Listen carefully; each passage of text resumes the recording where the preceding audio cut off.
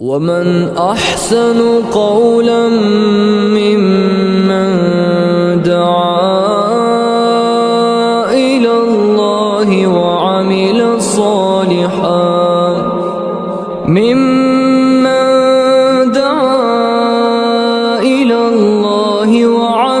صالحا وقال إنني من المسلمين.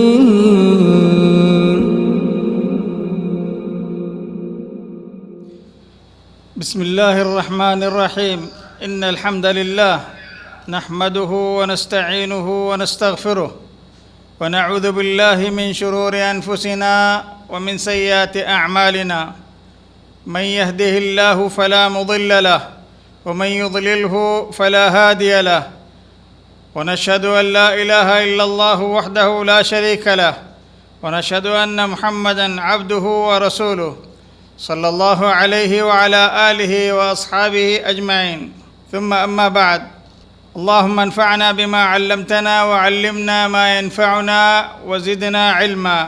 اللهم إنا نعوذ بك من جهد البلاء ودرك الشقاء وسوء القضاء وشماتة الأعداء. اللهم إنا نعوذ بك من الفتن ما ظهر منها وما بطن. محترم سامعین اور ناظرین، السلام علیکم ورحمۃ اللہ وبرکاتہ. ہم جدہ دعویٰ سنٹر حی السلامہ مملکت سعودی عرب کے فیس بک اور یوٹیوب چینل پر آپ سب کا حسین استقبال ہے.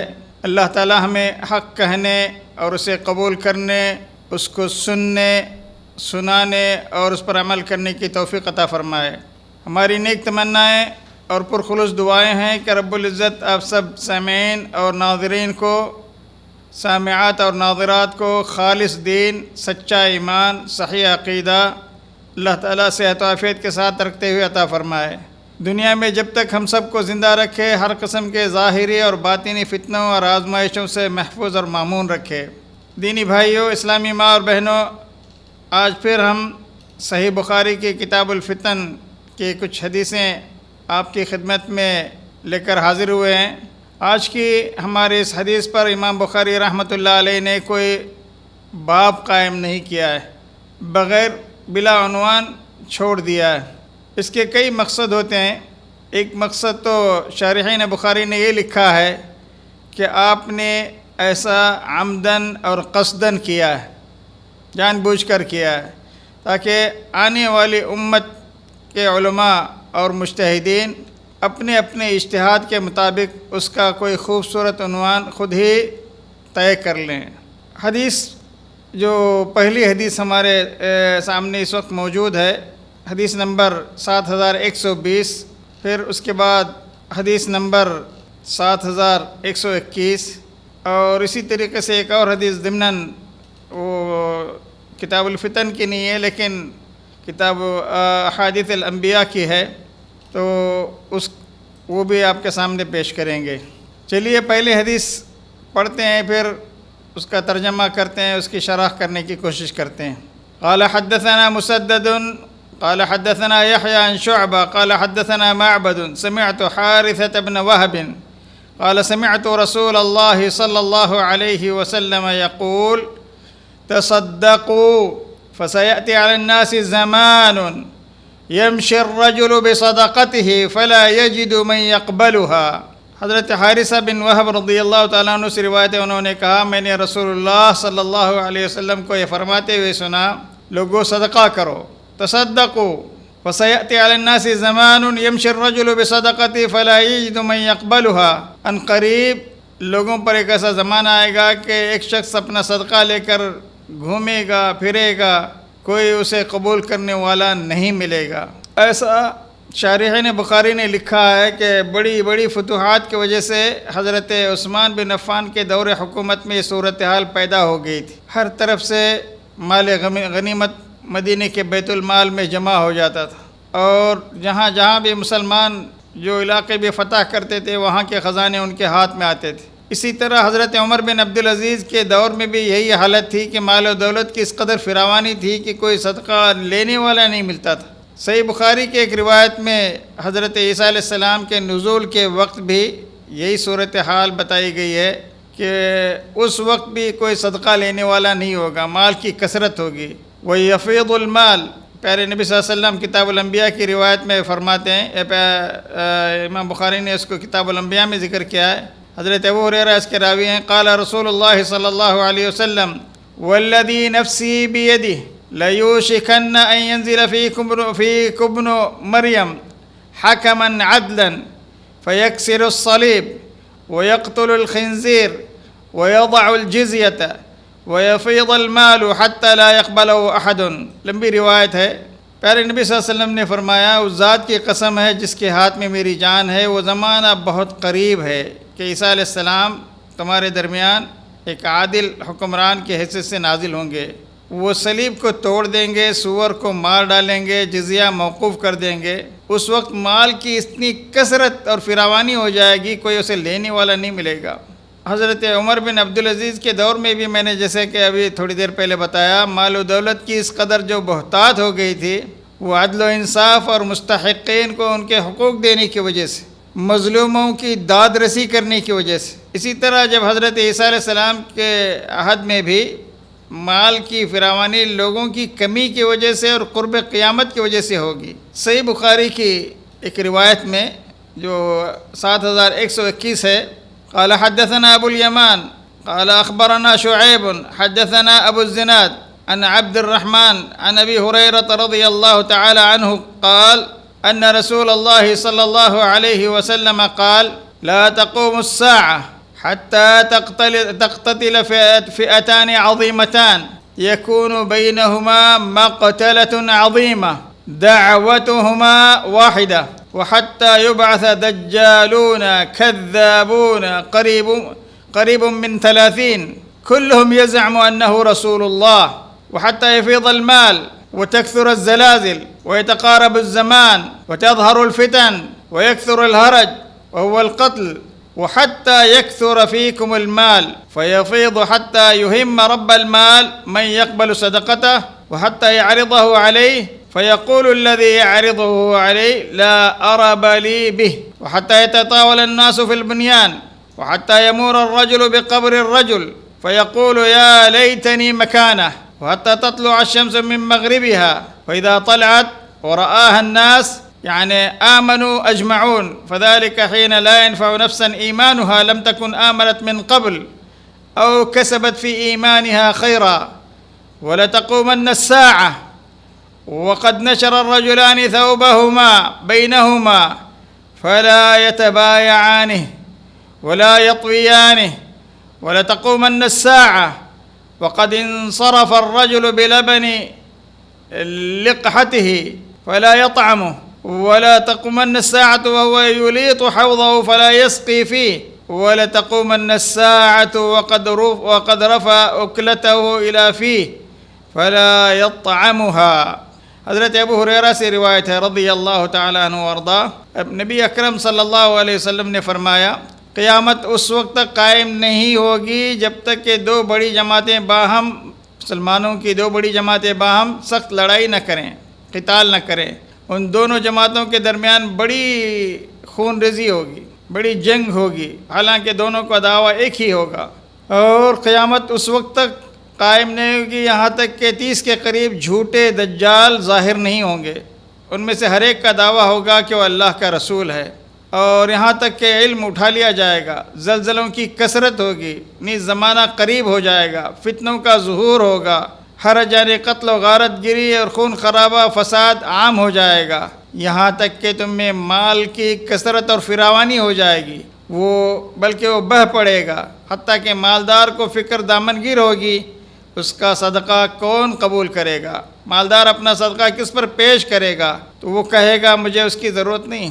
مالدار اگر کسی پر اپنا صدقہ پیش کرے گا تو وہ کہے گا مجھے اس کی ضرورت نہیں ہے، یہاں تک کہ لوگ بڑے بڑے محلات پر فخر کریں گے، اور یہاں تک کہ آدمی دوسرے کی قبر کے پاس سے گزرے گا تو کہے گا کاش، فتنوں کی کثرت کی وجہ سے ایسا کہے گا۔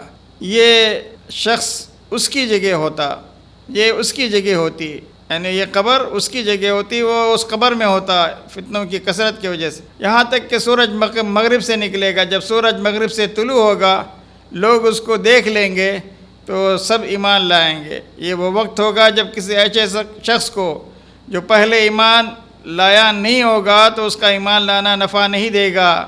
یہ وہ وقت ہوگا جب کسی ایسے شخص کو جو پہلے ایمان نہیں لایا ہوگا تو ایمان لانا فائدہ نہیں دے گا، یا اس نے کوئی اچھے کام ایمان کے ساتھ اچھے کام نہ کیے ہوں تو اس کا کوئی عمل اس وقت کام نہیں دے گا۔ بلا شبہ قیامت اچانک اس طرح قائم ہوگی، دو آدمیوں نے اپنے درمیان کپڑا پھیلا رکھا ہوگا خرید و فروخت کے لیے، وہ فروخت کرنے والا تاجر فروخت نہیں کر سکے گا اور خریدنے والا خرید بھی نہیں سکے گا، اور دونوں اسے لپیٹ بھی نہیں پائیں گے، قیامت قائم ہو جائے گی۔ اور قیامت اس طرح برپا ہوگی کہ آدمی اپنی اونٹنی کا دودھ لے کے گھر کی طرف لوٹے گا، اس کو نوش بھی نہیں کر سکے گا۔ قیامت اس طرح قائم ہوگی کہ ایک آدمی اپنا حوض پانی کے لیے تیار کر رہا ہوگا، اس میں سے پانی بھی نہیں پی سکے گا۔ یقیناً قیامت اس طرح بھی قائم ہوگی کہ ایک آدمی نے اپنے منہ کی طرف لقمہ اٹھایا ہوگا، وہ اسے کھا نہیں سکے گا، ہاتھ کا لقمہ نیچے گر جائے گا، وہ اسے کھا نہیں سکے گا، اتنا ہولناک منظر ہوگا۔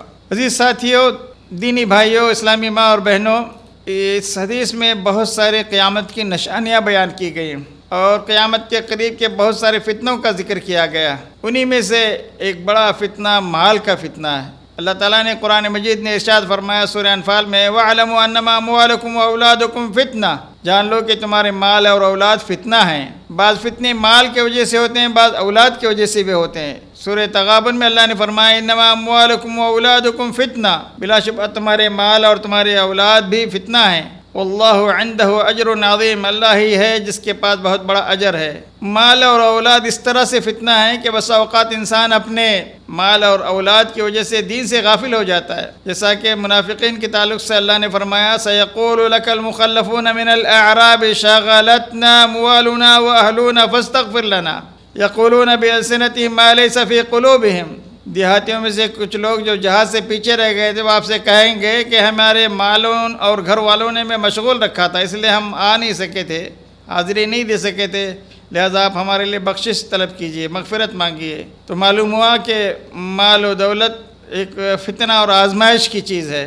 دولت اس حدیث کا، جیسے کہ میں نے کہا، امام بخاری نے کوئی باب اور عنوان نہیں قائم کیا ہے، تو اس حدیث میں اور اس سے پہلے والی حدیث میں بھی جو چیز ذکر کی گئی ہے، ایک اہم چیز، وہ مال و دولت کی کثرت اور فراوانی ہے۔ مال و دولت میں میرے بھائیوں اور بہنوں کیا کیا چیزیں شامل ہیں؟ سونا، چاندی، روپیہ، پیسہ، سیم و زر، مال و دولت، گھر و بار، زمین، جائیداد، موٹر کار، بینک بیلنس، اموال تجارت، کسی کو کوئی دفینہ بھی مل گیا ہے، تو یہ ساری چیزیں ہیں، اور اس کے علاوہ جو بھی آپ کے ذہنوں میں تصور آ سکتا ہے مال کا، انسان کا لباس بھی اس کا اپنا مال ہے، تو ہر چیز مال میں شامل ہے۔ تو اس حدیث میں مال و دولت کی بے پناہ کثرت اور فراوانی کا ذکر ہے۔ مال و دولت اگرچہ ایک نعمت اور رحمت بھی ہے، کبھی یہی مال و دولت انسان کے لیے زحمت اور نقمت بھی بن جاتا ہے، انسان کو فتنے اور آزمائش میں مبتلا کرنے والی چیز ہے۔ نبی اکرم صلی اللہ علیہ وسلم نے فرمایا ان لکل امت فتنہ وفتنۃ امتی المال، رواہ الترمذی والحاکم وهو حدیث صحیح۔ ہر قوم ملت کا ایک امتحان ہوتا ہے، ایک آزمائش ہوتی ہے، ایک فتنہ کے ذریعے سے اس کو سخت امتحان کے مرحلوں سے گزارا جاتا ہے۔ تو میری امت کا امتحان ہے اور آزمائش مال و دولت کے ذریعے سے ہوگی۔ تو مال و دولت فی ذاتی ہی کوئی شر نہیں ہے، بلکہ مال کو تو قرآن مجید میں خیر کہا گیا ہے۔ سورہ عادیات میں اللہ کا فرمان ہے وَإِنَّهُ لِحُبِّ الْخَيْرِ لَشَدِيدٌ، مال کی محبت انسان کے دل میں فطری طور پر ودیعت شدہ ہے، بے پناہ محبت کرتا ہے انسان مال سے، اسی لیے کہا گیا وَإِنَّهُ لِحُبِّ الْخَيْرِ لَشَدِيدٌ، خیر کہا گیا مال کو۔ مال فی ذاتی کوئی شر نہیں ہے، شرط یہ ہے کہ اس کو حلال طریقے سے کمایا گیا ہو، حلال راستے سے کمایا گیا ہو، صحیح وسائل کمائی میں صحیح وسائل کے اور اسباب کو استعمال کیا گیا ہو، غلط طریقے سے کمایا گیا نہ ہو، تو وہ خیر ہی خیر ہے۔ اور پھر مال کو کمانے کے بعد اس کا مصرف بھی صحیح طریقے سے کیا گیا ہو، اس کو اسراف میں خرچ نہ کیا گیا ہو، غیر ضروری کاموں میں اس کو خرچ نہ کیا گیا ہو۔ مال شر اس وقت بن سکتا ہے جب وہ حرام اور ناجائز راستوں سے اور ناجائز وسائل کے ذریعے سے کمایا جائے، اس کو ناجائز مصارف میں غلط طریقوں سے خرچ کیا جائے، اسراف مال میں اسراف کیا جائے تو وہ شر ہے، وہ فتنہ ہے۔ انسان کا امتحان اور آزمائش اس میں ہے کہ وہ مال کو کیسے کماتا ہے، مال کو وہ کیسے کماتا ہے، سودی کاروبار کے ذریعے سے کماتا ہے یا حلال تجارت کے ذریعے سے کماتا ہے، چوری ڈکیتی خیانت فراڈ مکاری دھوکہ دہی فریب کاری ملمہ سازی کے ذریعے سے کماتا ہے یا محنت مزدوری جفاکشی امانت داری کے ذریعے سے کماتا ہے۔ اور کمانے کے بعد اسی لیے قیامت کے دن مال کے بارے میں 2 سوال ہوں گے، من این اکتسبہ و فیما انفقہ، مال کو کیسے کمایا، کہاں سے کمایا، کن جائز وسائل سے کمایا یا حرام وسائل اور اسباب کے ذریعے سے کمایا، سودی کاروبار کر کے کمایا یا جائز تجارت کے ذریعے سے کمایا، حلال طریقے سے کمایا۔ اور کمانے کے بعد وہ فیما انفقہ، اور اس کو کن مصارف میں خرچ کیا، مختلف قسم کے حقوق و واجبات کی ادائیگی کے لیے اس نے خرچ کیا تو مال اس کے لیے خیر ہی خیر ہے۔ اگر اس میں کوتاہی کی، مال جو اللہ تعالیٰ دیتا ہے یہ آزمانے کے لیے دیتا ہے، وَنَبْلُوكُمْ بِالشَّرِّ وَالْخَيْرِ فِتْنَةً، اللہ تعالیٰ خیر کے شر کے ذریعے سے بھی آزماتا ہے اور خیر کے ذریعے سے بھی آزماتا ہے، مال دے کر بھی آزماتا ہے اور دولت چھین کر بھی آزماتا ہے، تو خیر اور شر دونوں کے ذریعے سے انسان کی آزمائش ہوتی ہے۔ یہی کتاب الفتن میں اس کو ذکر کرنے کی وجہ ہے۔ تو مال و دولت خرچ کرنے کے اعتبار سے بھی سنگین فتنہ ہے۔ مال و دولت کی بے پناہ کثرت اور فراوانی انسان کے لیے کب آزمائش بنتی ہے؟ جب مال و دولت کا حصول زندگی کا اہم ترین مقصد بن جائے، جب انسان کمانے کو ہی اپنی زندگی کا سب سے بڑا خواب تصور کرے تو یہ مال اس کے زوال کا بھی باعث بنتا ہے اور اس کی دنیا اور آخرت کی تباہی اور بربادی کا سبب بھی بنتا ہے۔ آج ساری دنیا پر ایک نظر ڈال کے دیکھ لیجئے، دنیا کے تمام کالجوں اور یونیورسٹیوں میں جدید تعلیم کا مقصد کیا بتایا جاتا ہے؟ وہ تو صرف اور صرف مال کمانا ہوتا ہے۔ طب اس لیے پڑھتا ہے آدمی تاکہ جتنے کروڑوں روپے وہ خرچ کر چکا ہوتا ہے طالب علمی کے دور میں، اس سے کئی گنا وہ مال کما لے۔ وہ جب کوئی پیشنٹ اس کے پاس آتا ہے تو مختلف اس کو فوراً دیکھتے ہی پہچان لیتا ہے، اعراض سنتے ہی پہچان لیتا ہے کہ مرض کیا ہے۔ اس کے باوجود مختلف قسم کے ٹیسٹ کروا کے اس کو پہلے سے پیشنٹ کو ڈرا کر دھمکا کر کے یہ تو بڑا ڈینجر مرض ہے، بڑا خطرناک ہے، تمہاری زندگی بڑی خطرے میں ہے، فلاں ٹیسٹ کراؤ، وہ ٹیسٹ کراؤ، یہ ٹیسٹ کراؤ۔ تو میرے بھائیوں، یہ اس طریقے سے کسی کو دھوکہ دے کر مکاری کے ذریعے سے فراڈ کے ذریعے سے مال جو کمایا جاتا ہے وہ اس کے لیے حلال نہیں ہوتا۔ آج ہر کوئی پیسہ کمانے کو تعلیم کا مقصد بنایا ہوا۔ تعلیم کا مقصد تو انسانی معاشرے میں ایک اچھا انسان، ایک نیک انسان، ایک صالح انسان وجود میں لانا تھا۔ مال و دولت کا حصول انسانی زندگی کا مقصد نہیں ہے۔ مال و دولت انسانی زندگی کی ایک ناگزیر ضرورت ضرور ہے لیکن مقصد نہیں ہے۔ جب وہ ضرورت ہے تو ضرورت کو ضرورت ہی رہنے دیا جائے، لیکن انسان کے دل میں طمع اور لالچ کا مادہ اس قدر بھرا ہوا ہوتا ہے کہ کیا کیجئے، جس کی وجہ سے انسان اپنی تمام تر صلاحیتیں، اپنی ذہنی فکری صلاحیتیں، علمی صلاحیتیں اور جسمانی اور بدنی قوتوں کو اس مال کے حصول کے پیچھے لگا دیتا ہے۔ بہت سے دینی واجبات اور فرائض کی ادائیگی میں کوتاہی کرتا ہے، حتیٰ کہ قیامت کے دن سب سے پہلی چیز جس کی باز پرس ہوگی نماز، تجارت کے پیچھے پڑھ کر نمازیں گل کر دیتا ہے۔ عبادتوں میں کوتاہی ہوتی ہے۔ قرآن کو رمضان میں جو ہاتھ لگایا تو پھر اگلے رمضان تک اس کو ریشم کے غلافوں میں لپیٹ کے رکھ دیتا ہے۔ تو معلوم ہوا کہ مال اس طرح سے آدمی کے لیے فتنہ بن جاتا ہے، حتیٰ کہ دولت کے کمانے کے چکر میں اپنے بیوی بچوں کو بھی کچھ لوگ ایسے ہیں کہ وقت نہیں دے پاتے، اپنے رب کریم کے حضور جھکنے کے لیے بھی ان کے پاس وقت نہیں ہوتا۔ تو ایسا شخص دنیا میں بھی تباہ ہوتا ہے، آخرت بھی اس کی برباد ہوتی ہے۔ قرآن مجید کی سورہ تکاثر، سورہ حفظہ میں اس جانب توجہ دلائی گئی۔ الہاکم التکاثر، رب رحمان و کریم کا فرمان عالی شان ہے، الہاکم التکاثر، کثرت ہوس نے، مال کی کثرت ہوس نے تمہیں غفلت میں ڈال رکھا ہے، یہاں تک کہ تم قبروں کی زیارت کے لیے موت کے بعد نکل چکے۔ اور سورہ حمزہ میں کہا گیا الذی جمع مالا وعددہ، اور جس نے مال کو جمع کیا اور گن کے رکھتا ہے۔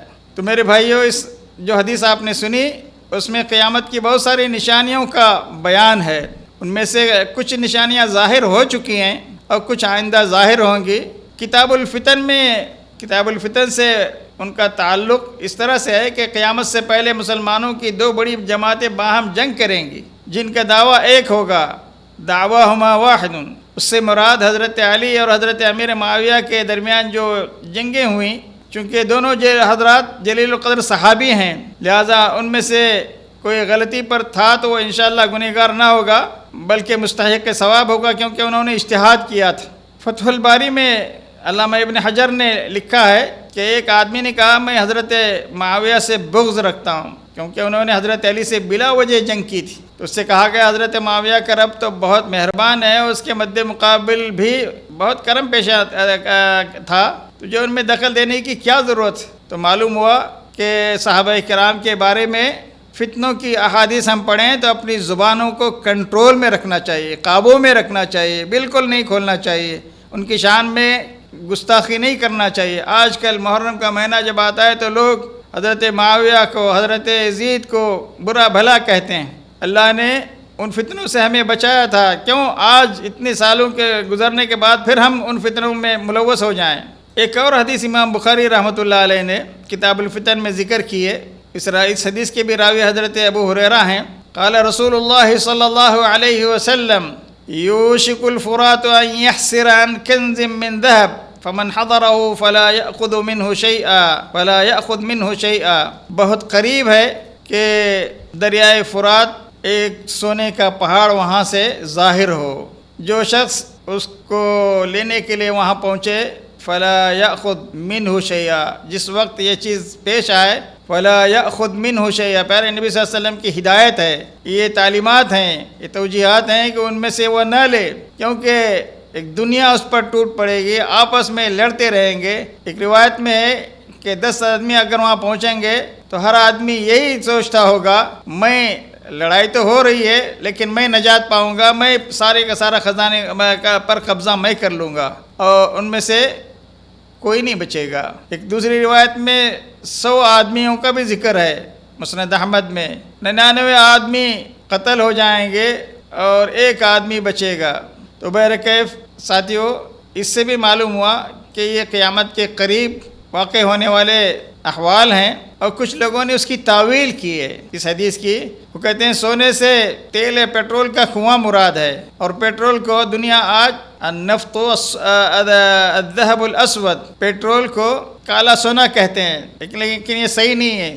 حدیث میں سونے کے پہاڑ کی صریح نص موجود ہے۔ پیٹرول سونا نہیں ہوا کرتا، سونا ایک معدن کا نام ہے، پیٹرول ایک دوسری چیز۔ ایک دوسری حدیث میں اس کی مزید وضاحت ہے۔ پیارے نبی صلی اللہ علیہ وسلم نے فرمایا ان قریب زمین اپنے کلیجے کے ٹکڑے نکال کے باہر پھینکے گی، جیسے سونے اور چاندی کے بڑے بڑے ستون ہوتے ہیں۔ قاتل آئے گا اور کہے گا میں نے اس کے لیے قتل کیا، قطع رحمی کرنے والا آئے گا، رشتہ داری توڑنے والا آئے گا اور کہے گا میں نے اس کے لیے رشتوں کو توڑا، چوری کرنے والا چور آئے گا اور کہے گا میں اسی کے لیے میرا ہاتھ کاٹا گیا۔ پھر سب کے سب اس کو چھوڑ دیں گے، اس میں سے کچھ بھی نہیں لیں گے۔ صحیح مسلم میں یہ روایت کتاب الزکوٰۃ میں۔ پیارے نبی صلی اللہ علیہ وسلم نے اس حدیث میں خزانے سے کچھ نہ لینے کی ممانعت اس لیے منع فرمایا، وہاں قتل و غارت کی صورت پیش آئے گی، جیسا کہ حضرت ابی بن کعب کا بیان ہے فرات میں سونے کا پہاڑ ظاہر ہوگا، یہ صحیح مسلم کی روایت ہے۔ جب لوگ سنیں گے تو اس کی طرف چل دیں گے، اور جو لوگ وہاں موجود ہوں گے وہ کہیں گے اگر ہم نے انہیں اس پہاڑ سے لینے دیا تو یہ سارا سونا لے جائیں گے۔ آخرکار جنگ ہوگی، 99% لوگ مارے جائیں گے۔ 100 آدمی وہاں پہنچے ہیں تو 99 آدمی مارے جائیں گے، ایک آدمی بچے گا۔ تو ایک آدمی اس سونے کے پہاڑ سے کتنا اٹھا کے لے جائے گا اور کیا کرے گا اس وقت جب قیامت بالکل قریب ہوگی؟ تو لوگوں کے پاس مال و دولت کی کثرت ہوگی۔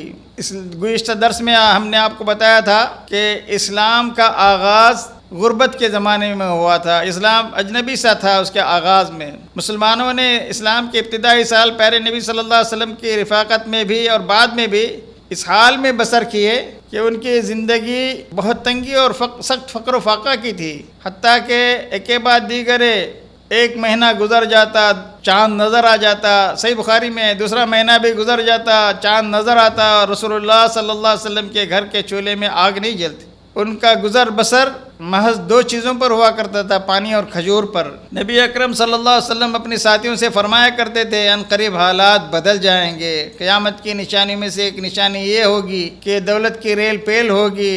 آپ نے فرمایا مال کی اس قدر کثرت ہو جائے گی کہ ایک شخص اپنی زکوٰۃ لے کر 1 مہینے تک پھرتا رہے گا مگر اسے کوئی مستحق زکوٰۃ نہیں ملے گا، اس لیے کہ لوگ اس سے بہت مستغنی ہو چکے ہوں گے۔ لا تقوم الساعة حتى يكثر فيكم المال فيقبض حتى يهم رب المال من يقبل صدقته وحتى يعرضه فيقول الذي يعرضه عليه لا أرب لي۔